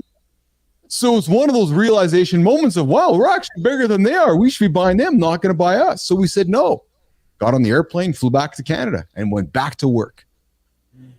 There was a pivotal moment during the journey of trying to sell our business where we both, and again, nation, if you're tuning in as an entrepreneur and you have a business partner, and John and Marty, hear me clearly, we both were trying to do the same thing at the same time.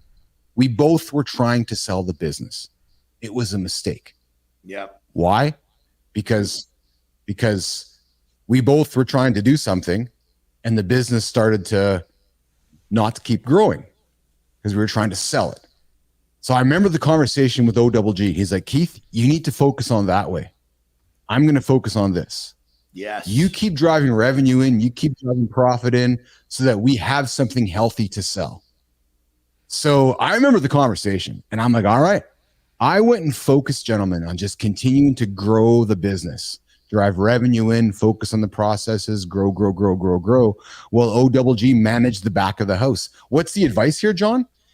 If there's a couple of founders or a couple of key people in business, know your roles.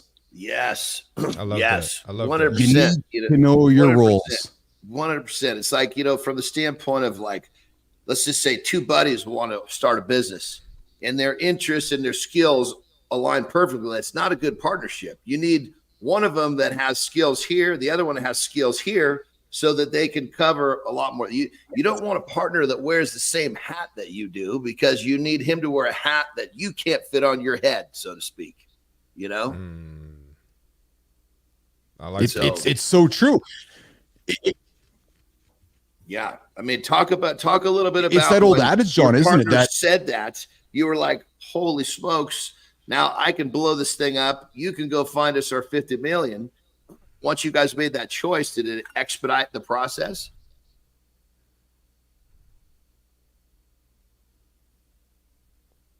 Sorry, you broke up there. Say that again. I was saying, once you guys realized that you needed to be focused on different stuff in the business, did that expedite the journey of selling? Absolutely, it did, John. Man, that moment where it was that realization of you need to focus on that role and you need to focus on that role. I'm telling you, this happened because it was that clear moment. Okay, this is my role. And Marty, we talk about it in sports, right? You talk about it in basketball all the time, right? Which Absolutely. Is know your role. If you're going to embrace your role, the team's going. Look at any championship team. People have their role. Yes. You got the scorers, you got the guys who rebound, you got the guys who play defense, you got the coach. So it absolutely translates to business and any other relationship or anything else you're trying to be successful in as well. Yes. Yes. Yep.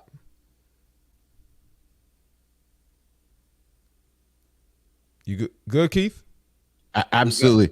Hey, gents, I'm gonna take myself off screen. You guys keep the conversation going for a minute here. I'm having a real hard time with this conversation because I can't hear anything. So you guys keep the dialogue. Marty and John, just fill in for a minute here. I'm gonna do a reset on my browser and come back. Okay, hang tight. All right.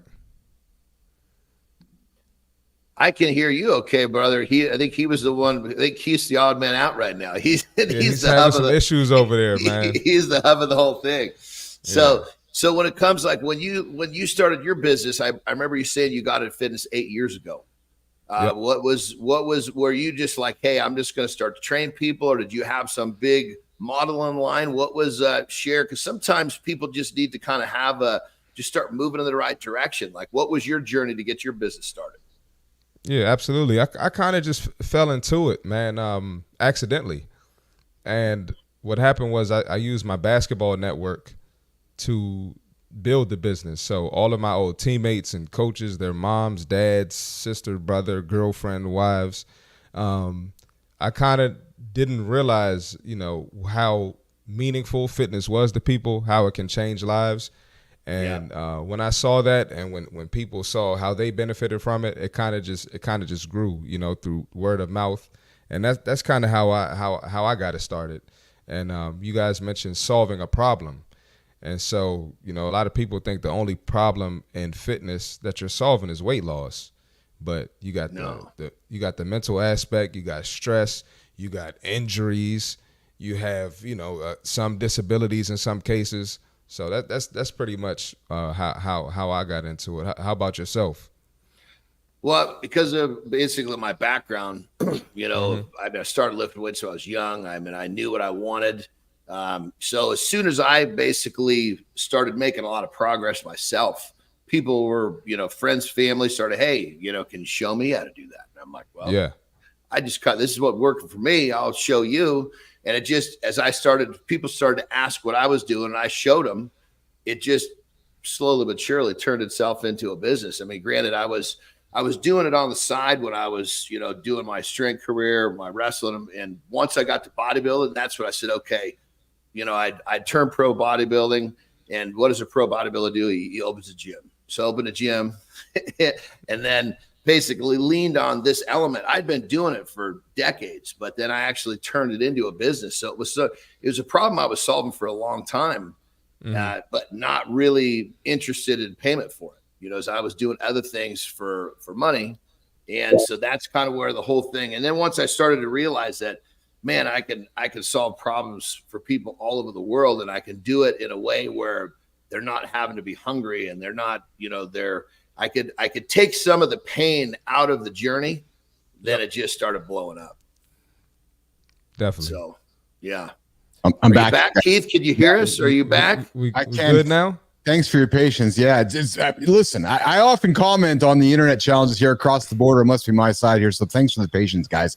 But Alfredo Soup jumps in, guys, and says, I know about running a successful business from mentors and advisors, but I'm wondering how a guy like me even gets access to proper startup capital, motivated employees, etc. And yes, it all starts with an idea and fulfilling a supply demand, solving a problem, but getting there and becoming sustainable in this economy seems like a daunting and near impossible task. Alfredo Soup, you're not wrong. You're not, dude, being a solopreneur, entrepreneur, starting a business is not easy. Finding the problem to solve, solving it, and then scaling it is not easy. Find a way to show up every single day and add value to that one customer. Before you know it, you're going to add value to the second customer and the third customer and the fourth customer. And I know it's not easy, and I'm not trying to suggest it is, and I'm not trying to glorify the journey of being an entrepreneur, because there's a lot of freaking tough days along the way. You are on your way. I can absolutely assure you of that. But guys, I want to get into, my continued story of when we sold the company. So Jobs comes on stage and announces it, and then we say, hey, let's go sell the company. And then at that point, we are on a journey to sell the business. And John, I tell this story often. When you're selling a company, it is a 1,000 piece puzzle. And if anybody's done an 1,000 piece or 2,000 or 3 or 4,000 or 500 piece, I've been there, brother. I understand your pain. I've been there. Every piece needs to fit, because if every piece doesn't fit, you're never going to solve the puzzle. Right. And I can tell you, we were 998 pieces into the puzzle journey, Marty, and there were a couple pieces that weren't fitting. And you're sitting there going, oh my God, is this thing actually going to close?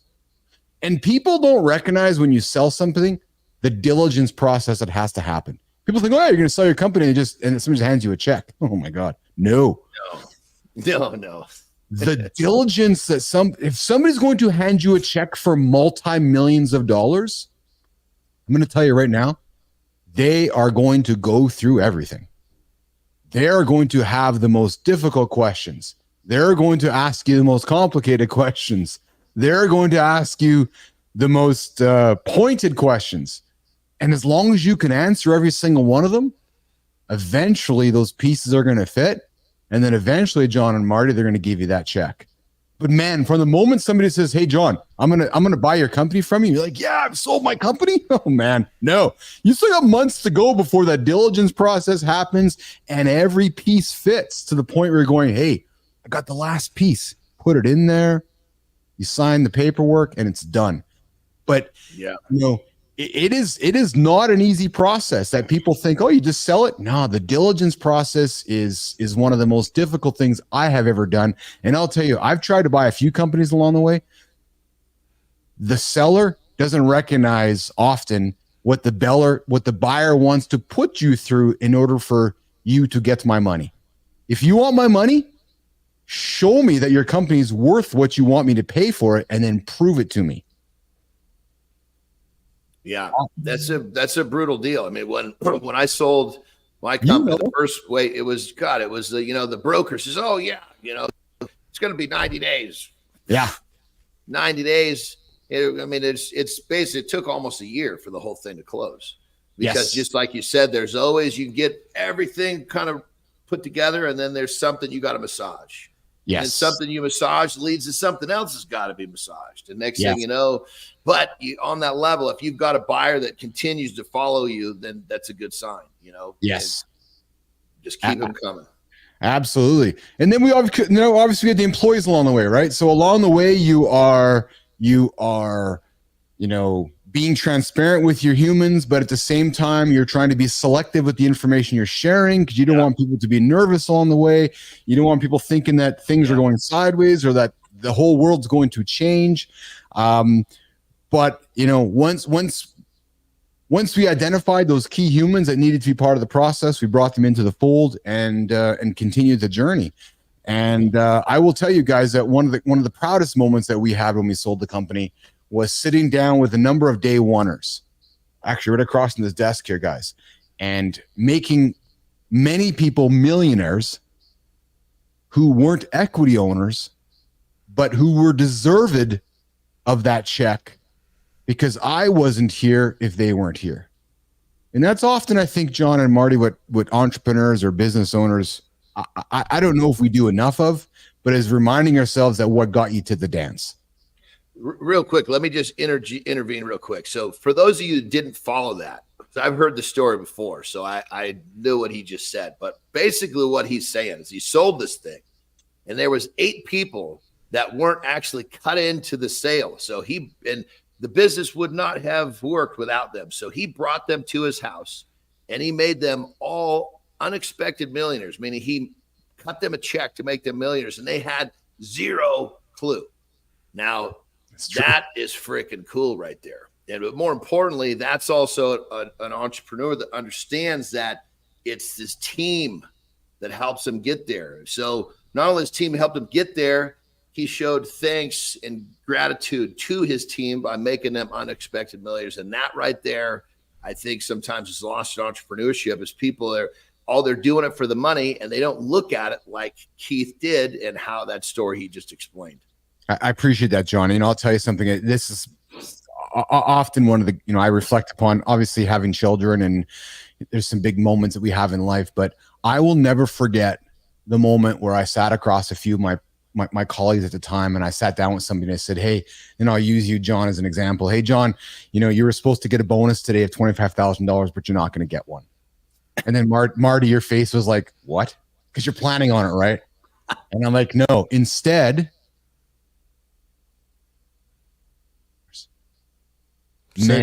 say it again, Keith. You froze up. You froze right when we're dying to hear what you're going to say. It froze. So go again. Say it again, Keith. Yeah, I said to you, I said, hey, I was going to give you a check for $25,000 for your bonus this year, but instead, you're not going to get that. I'm going to give you a check for $250,000 instead. That's awesome.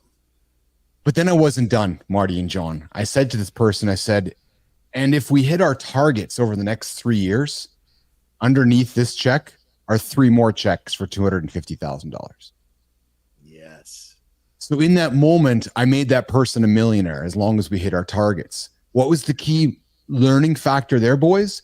Was that I took my key staff members and I tied them to my goals. You see, because when we sold our company, we sold the business, we got a tranche of money up front, and then we had to hit certain targets, part of our earnout process, to hit the rest of the sale proceeds. So I said to OGG, Marty at the time, was let's line up our key stakeholders with our goal. Because if we can line up our goal with their goal and their goal with our goal, we're all going to hit the goal. Yeah, for sure. Yep. Right. So I brought a few key stakeholders inside the house. And as John said, they were not equity owners of the business. They weren't deserved. It didn't have any quote unquote right to the money, but I knew in my heart of hearts, and OGG was like, no, if we're going to hit it, they got to hit it too. Yeah. So we brought them in and we gave them checks and said, hey, here's your check. If we hit our goals, we hit the rest of it. And then what happened next is often what I think a lot of entrepreneurs don't consider when they sell their business, especially John and Marty, if they're in an earnout. And what's an earnout? An earnout is when you sell your business and the buyer gives you a tranche of money, but then they say, okay, Keith, hit your goals and in 1 year, we'll give you the next tranche.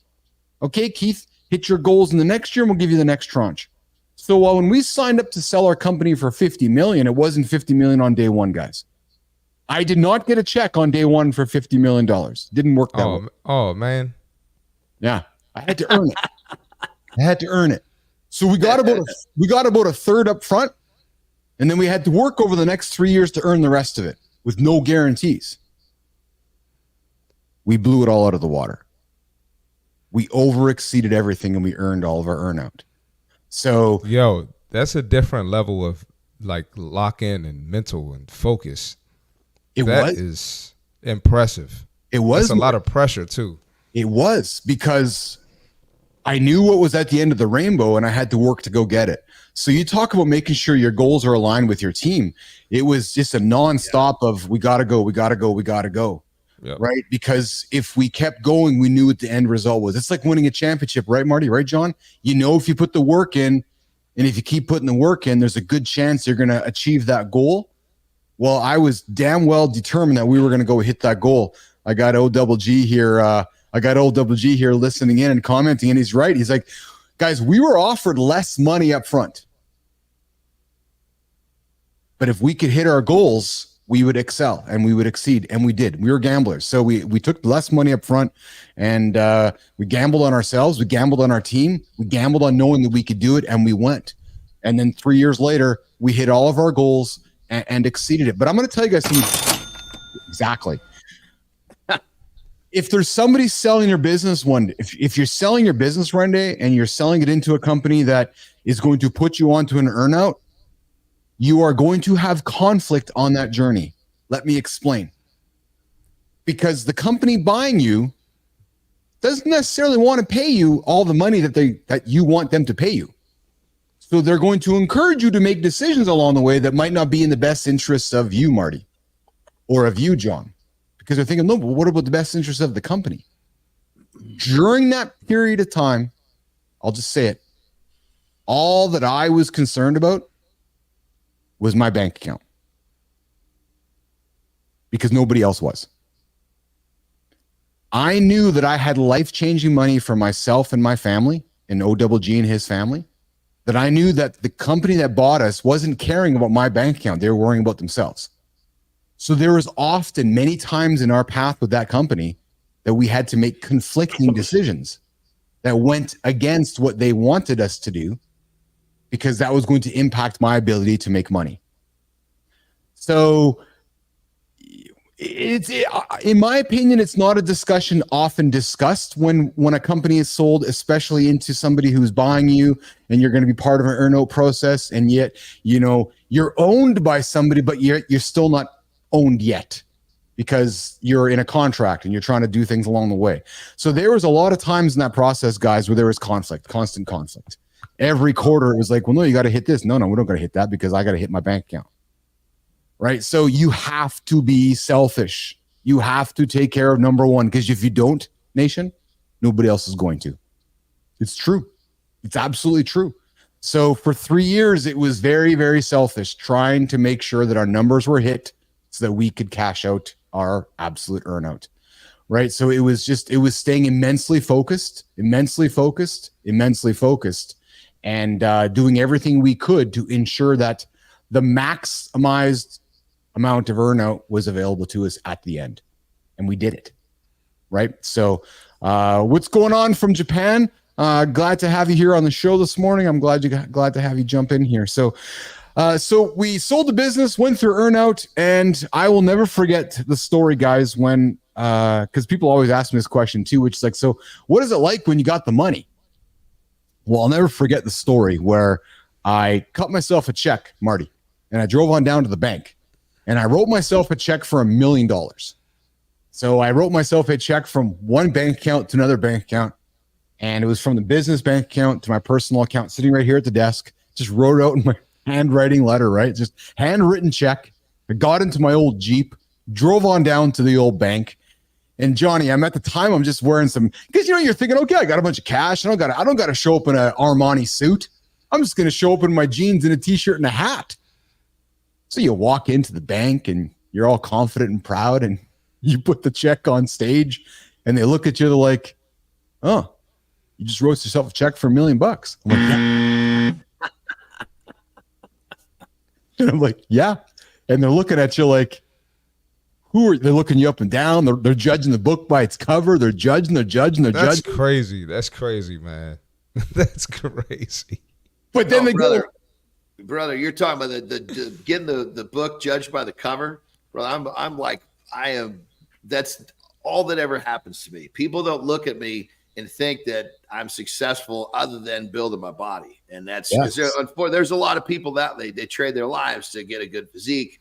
Unfortunately, they never learned that taking what built their body can go to their business and everything else. But so that moment you're describing, brother, I so understand that.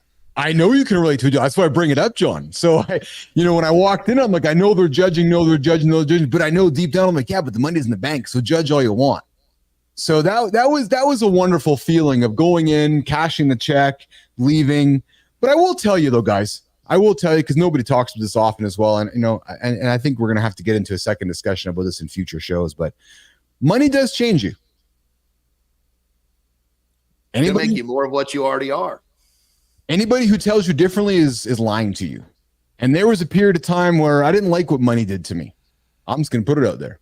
Didn't like it. Flashy key. Yeah, I just didn't like it because I wasn't raised with it, Marty. And I quickly learned after. So it was nice to be able to go and buy anything I wanted. It was nice to be able to go to the stores and buy a bunch of great stuff. But that's what all it became, Marty, was stuff, right? And then you quickly get into, at least what I felt was the prison of having to buy the next year's version of the stuff. Oh, so I got the nice Tom Ford suit this year. You become part of the marketing campaign, then you get the advertising for the next year's Tom Ford suit. You're like, oh, wait a minute. You're just getting into this hype cycle of supporting all these big luxurious brands, of spending money for what? Stuff. And I got into it. I'm not going to deny that. I got into it. But when I reflect upon it, I would do things differently today. But I guess you got to go through it to be part of it. Right. So anybody who says money doesn't change you, it does. I will say that if you can find the awareness in your journey, though, to put a stop to it or find strength within it, you can use that money to enable experiences instead of buying things. And then as I went through my journey, I recognized that experiences became more important to me and less stuff. And as I've matured in life, you kind of fall back from what you think you want and think you need, and instead you pivot towards what you enjoy, which is this idea of experiences and less stuff. So, well, you know, on that level, brother, one of the things, I mean, granted, I'm not saying that I sold a company for $50 million, but I've always done really well for myself. And when things started going really well, I experienced the same thing. Like, God, I have this ability to do what I want. Well, what is it that I really want to do? Because they say that money is going to magnify who you are, but what part of you are you allowing it to magnify? So I started looking, okay, you know what? I'm going to buy my daughter's cars. I'm going to make sure they got brand new, safe cars. I basically went and basically bought a vacation house in Mexico that we could use whenever we wanted to. So I used that financial boost to really create a better place for those that I love. And that's, so I chose, I got a little caught up in what you were saying. I went and got myself a couple of cars. What do I need multiple cars for? My wife and I, there's 4 cars for 2 of us. That's kind of silly. Okay, let's get rid of that shit. Let's buy the daughter's cars. Okay, let's buy this place where we could all go. So when you get that money, what part of you are you going to allow it to magnify is the question. It's true. It's absolutely true. I bought my parents, I sent my parents to Africa. I bought a bunch of stuff for sure I did, but it's, the money allowed me to enjoy Vegas in ways that I would not have experienced had I not had the money. But here's the best way for me to share me with all of you. And, again, it's funny, man, because I know Marty's like, Bilous, you got to tell more of your story, man. I get so uncomfortable with all this. It's the Canadian side of me. I'll just say this. Let it out. For my 40th, I took 17 people to Vegas for an all expenses crazy extravaganza.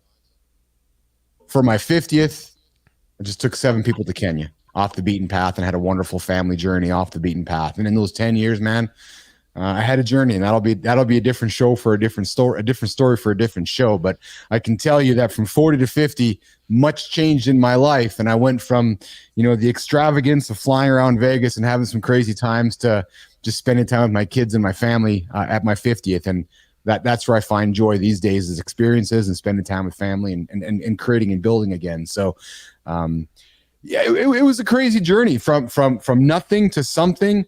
And now we're back again in the lab, rebuilding this brand new business, rebuilding a brand new purpose and solving new problems for humans, which is what our goal is here in the lab here. So I'm going to admit that I had some technical difficulties with our conversation this morning. So I don't know if it came out as good as I would have liked it to come out. So I might have to retell the story again one day.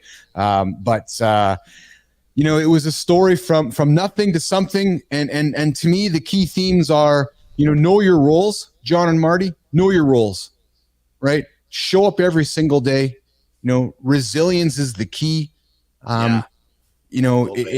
It's always finding a way to have that resilience to keep moving forward, because you're going to have more bad days than good. You are going to have more bad days than good. And when you have those good days, own them, enjoy them. And just solve problems, keep solving problems, and keep taking care of those customers, right? That's kind of how I would really, work towards, that key point of the story. So I know, Nation, we were going to dig into the Business Athlete Manifesto today, but I don't think I'm going to get there today, because I want to wrap up the show here in a couple minutes. We will come back with that and to talk about the pillars of the lab, the pillars of what moves us forward today. But that's the nutshell of how I started ICUC from nothing, built it up, sold it for a few bucks, and kind of filling in the gaps throughout the way there. Marty, what are some of the things that I've told you along the way that I haven't shared with you on this conversation this morning that maybe makes you curious? Anything you told me personally that you didn't share on the show today? Yeah. Oh, probably your decision making. You tend to panic a little bit, and you had to ask somebody for help or for guidance or for their suggestions. I don't want to say who, but they're like, man, just stop thinking about it and make the freaking decision. You know what I'm talking about? I do. Yeah. There were some times I will tell you that I get so caught up in my decision making, Marty or John, where I was having trouble making a decision, right? Whether it was building my house or whether it was, I was coming into money, Marty. I was coming into money, and I never had money before. And as I was coming into it, I remember OGG saying, just make the decision, man, and do it. Build your house. Buy the Tesla, right? Book the trip for your family, right? Those were things that I was struggling to make decisions on, and I needed a friend, a mentor, a rock, a friend to say, dude, do it. And if there's one thing I can, and invite everybody is to ask yourself, who's in your circle? Who's your trusted source? Who's your rock? Who's going to empower you to make those safe decisions?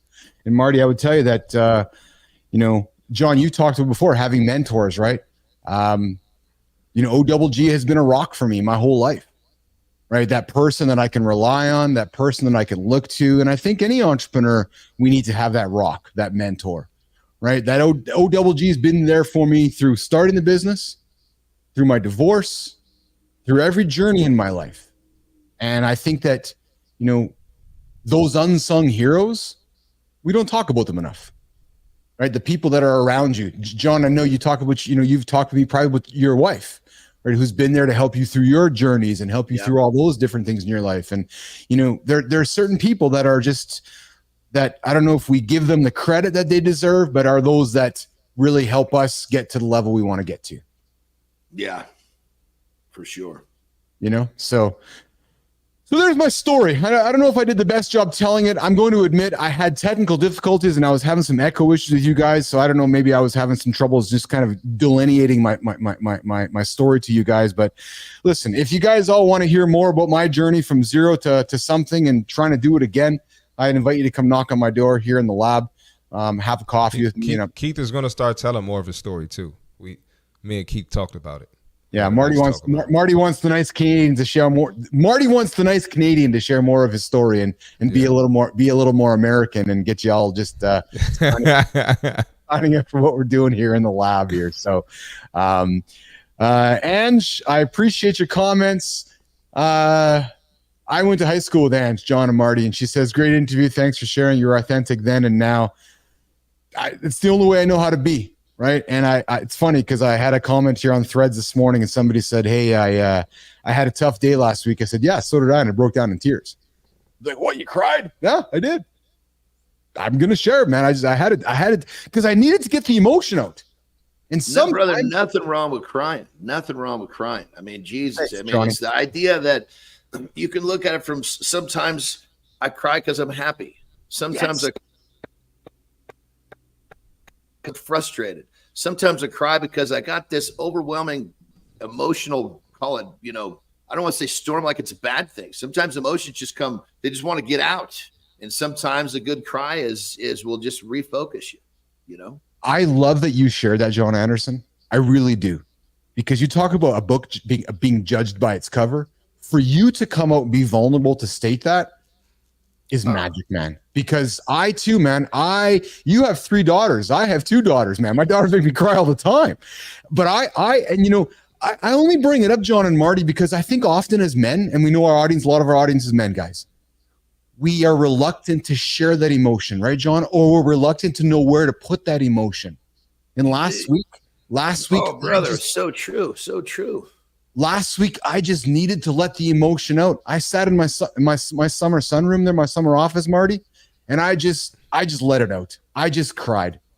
And I felt so good when I was done because I needed to find somewhere to put the emotion. It wasn't in the bench press. It wasn't in the squat. It wasn't on the bike. It was just that, you know what? I need to let it out here in this moment.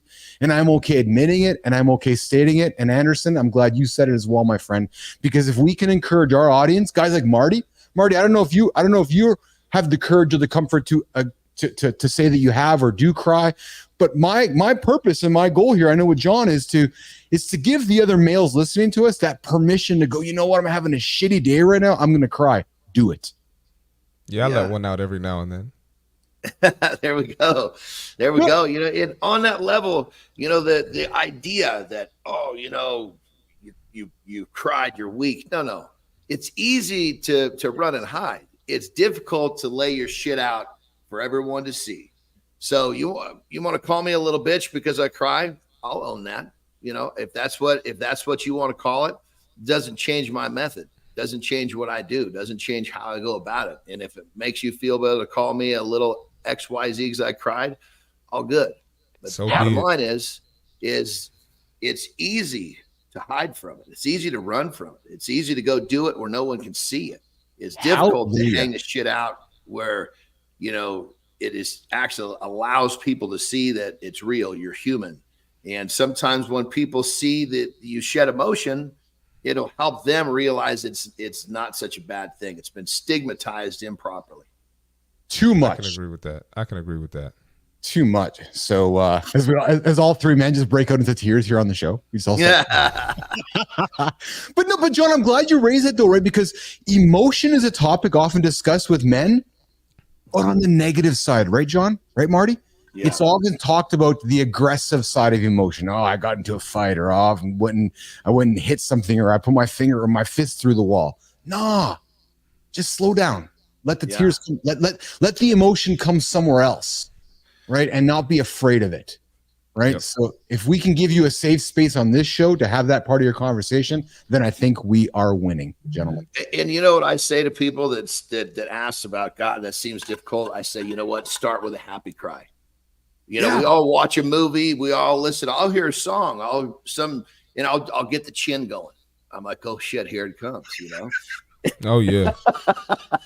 And so if you start off with a happy cry, it's like you're breaking the seal in a way that, oh, are you okay? No, I feel great, man. This song's giving me goose pimples. You know, I'm getting goose pimples right now just talking about having a happy cry. You know, it's a great emotion. Yes. Hey Marty, do you think John was having a happy cry this weekend as he was picking up boxes, moving his daughter? Yeah, she's moving on to bigger and better things, so he was happy, so he cried. He's going, what the hell am I doing lifting these boxes? Why Johnny, what's your wife's name? Terry, why didn't we hire movers again? He's saying to Terry, why the hell didn't we hire movers? I'm telling you. It's, you know, but when it's all said, and here's another little side note. So yes, I squatted the morning of doing this. So I'm not, you know, like some of the people that we were doing, they're like, oh man, did you work out this morning? I said, are you out of your mind? Of course I worked out. I'm not going to let moving take my rhythm away. Or they count moving as the workout.